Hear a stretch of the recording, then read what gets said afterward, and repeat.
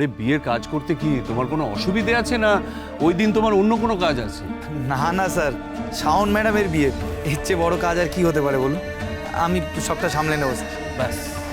বিয়ের কার্ডে তো শাওনের পাত্র হিসেবে মন্দারের নাম আছে, সেটা শাওন দেখে নিলে তো পুরো প্ল্যানটাই ভেস্তে যাবে।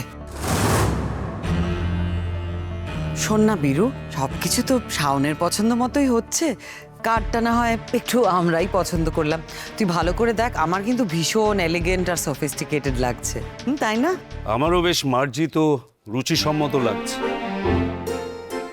রাজীব, তোমার? আমি তো বৌদির সঙ্গে বসে কার্ডটা ফাইনালাইজ করেছি, আমার তো ভীষণ পছন্দ হয়েছে। কিন্তু শাওনের পছন্দ হবে কি? কারণ ওর পছন্দ অপছন্দ কেমন সেটা তো আমি ঠিক জানি না, আর আমার পক্ষে বোঝাও বেশ কঠিন। তুই শাওনের পছন্দ অপছন্দ বুঝে গেলেই তো আমার খেলাটা শেষ হয়ে যাবে বীরু। তাই শাওনের থেকে এখন যতটা সম্ভব দূরে রাখতে হবে তোকে। একবার শুধু বিয়েটা হলেই তোকে তোর শ্বশুরমশাইয়ের কাছে আর শাওনকে তার মায়ের কাছে পাঠিয়ে দেব। আমার হাত থেকে কেউ রক্ষা পাবে না, কেউ না। আমি করব। হ্যাঁ, আমি আছি তো, আমি সবটা সামলে নেব, আপনারা একদম চিন্তা করবেন না। বীরু, বলছি তুই তোর কাজকর্ম সেরে নে, আমার আর্জেন্ট কিছু ফোন কল করার আছে, ইনভাইট করার আছে কয়েকজনকে। হ্যাঁ, আমি একটু আসি, কার্ডটা দে তো। রাজীব, তুমি আমার সঙ্গে একটু এসো হ্যাঁ দাদা আসছি।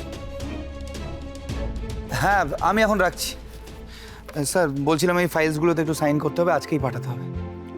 দাও, ধরো। হ্যালো, হ্যাঁ আমি শুভজিৎ অধিকারী বলছি, মন্ত্রীমশাইয়ের বিয়ে। না না, স্যারের নাম্বার কিছুতেই দেওয়া যাবে না। আপনি একটা কাজ করুন, সব ডিটেলসগুলো আমাকে ফরওয়ার্ড করুন, আমি একবার স্যারের সঙ্গে কথা বলে নেবো। দেখি, রাখলাম।